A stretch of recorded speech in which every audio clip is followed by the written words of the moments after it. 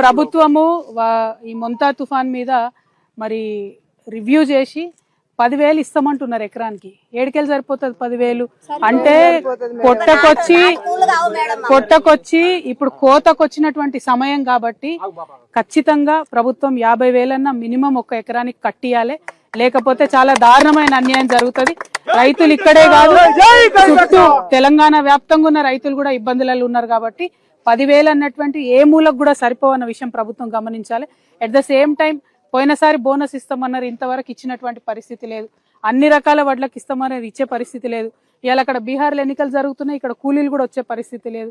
దాంతో ఇక్కడ కూలీ రేట్లు కూడా ఎక్కువ కట్టియాల్సి వస్తుంది.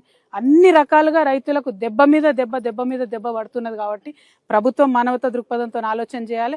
ఎక్కడెక్కడైతే వరి ఒరిగిపోయిందో అక్కడ ఎకరానికి 50,000 కట్టియాలి. ఎక్కడెక్కడైతే ధాన్యం ఆల్రెడీ కుప్పలు పోసుకొని ఉన్నారో అది తడిసినా, బూజు పట్టినా, మొలకలెత్తినా డైరెక్ట్ మిల్లర్లకు ఆదేశం ఇవ్వాలి, కొనుగోలు చేయమని చెప్పాలి.